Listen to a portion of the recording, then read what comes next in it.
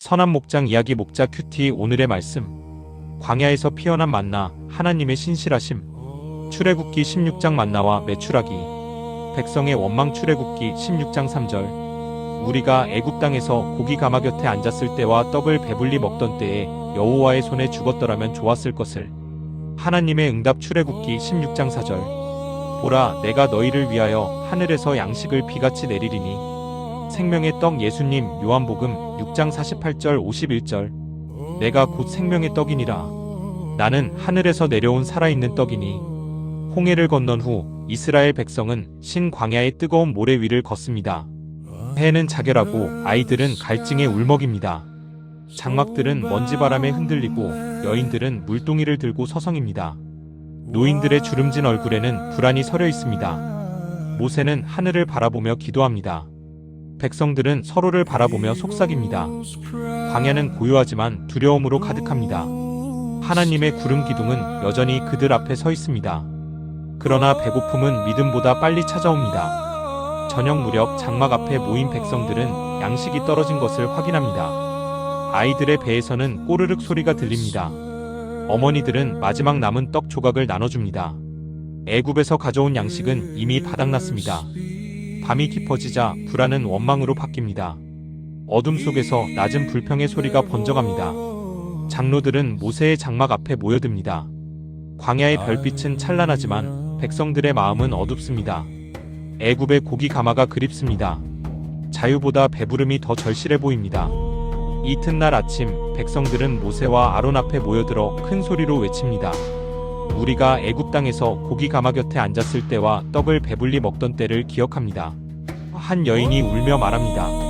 남자들은 주먹을 쥐고 분노를 토합니다. 차라리 여호와의 손에 죽었더라면. 모세의 얼굴에는 깊은 슬픔이 어립니다. 아론은 형을 바라보며 입술을 깨뭅니다. 백성들의 원망은 파도처럼 밀려옵니다.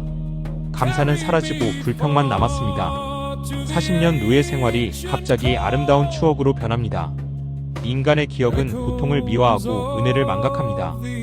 모세는 백성들의 원망을 듣고 장막으로 돌아가 무릎을 꿇습니다.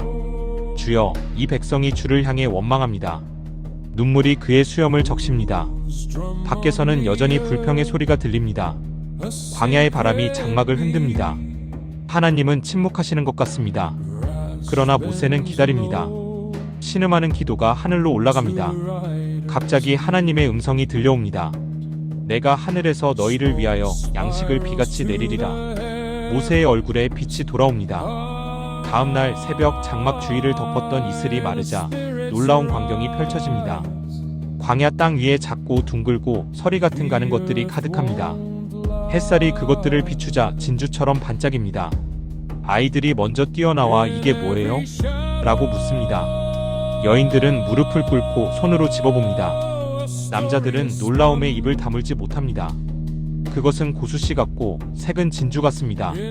맛을 보니 꿀을 섞은 과자 같습니다. 모세가 백성들에게 외칩니다. 이는 여호와께서 너희에게 주신 양식이라. 광야가 찬양 소리로 가득 찹니다.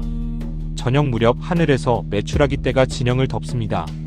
날개 소리가 장막들 위로 울려 퍼집니다. 새들은 땅에 내려앉고 백성들은 손쉽게 잡을 수 있습니다.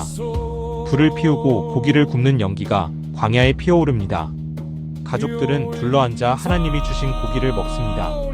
아이들의 웃음소리가 돌아옵니다. 어머니들은 감사의 눈물을 흘립니다. 장로들은 고개를 숙이고 회개합니다. 우리가 주를 원망했나이다. 하나님의 신실하심이 광야를 은혜로 채웁니다. 원망은 찬양으로 변합니다. 모세는 백성들에게 하나님의 명령을 전합니다. 각 사람은 그 식량대로 한 오멜씩 거두되 너희 인수대로 거두라. 백성들은 아침마다 필요한 만큼만 거둡니다. 많이 거둔 자도 남지 않고 적게 거둔 자도 부족함이 없습니다. 그러나 어떤 사람들은 욕심을 내어 다음 날을 위해 남겨둡니다. 아침이 되자 그것들은 벌레가 생기고 악취가 납니다. 모세가 그들에게 노합니다. 여섯째 날에는 갑절을 거두라 명령합니다. 안식일을 위한 준비입니다. 일곱째 날 남겨둔 만나는 썩지 않습니다. 백성들은 하나님의 섭리를 배웁니다. 40년의 세월이 흐르는 동안 만나는 단 하루도 끊이지 않습니다. 아침마다 이슬이 마르면 만나가 나타납니다. 새로운 세대가 태어나고 자라면서 만나를 먹습니다. 노인들은 손자들에게 광야의 은혜를 이야기합니다. 하나님은 단 하루도 우리를 잊지 않으셨단다.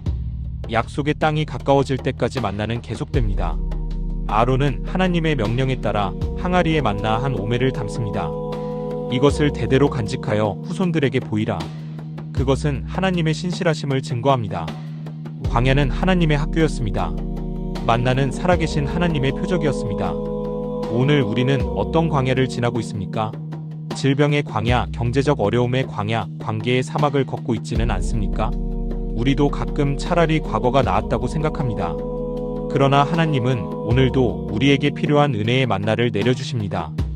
때로는 성경 말씀으로, 때로는 성령의 위로로, 때로는 형제자매의 기도로 옵니다. 내일을 염려하지 말라고 하셨습니다. 날마다 필요한 것을 구하라고 가르치셨습니다. 오늘 우리에게 일용할 양식을 주옵소서. 주님은 어제도 오늘도 영원토록 동일하신 분입니다. 만나를 내리신 하나님은 결국 생명의 떡이신 예수님을 보내셨습니다. 나는 하늘에서 내려온 살아있는 떡이니 사람이 이 떡을 먹으면 영생하리라. 광야에 만나는 예수님을 예표했습니다. 오늘 우리에게 필요한 것은 썩을 양식이 아니라 영생하도록 있는 양식입니다. 주님은 우리의 참된 만나이십니다. 날마다 주님의 말씀으로 영혼을 먹이십시오. 날마다 주님과 교제하며 은혜를 받으십시오. 광야 같은 세상이지만 우리에게는 하늘에서 내려온 생명의 떡이 있습니다. 그 떡을 먹는 자는 결코 줄이지 않습니다. 오늘도 주님은 우리를 먹이시고 인도하십니다. 신실하신 하나님을 찬양합니다.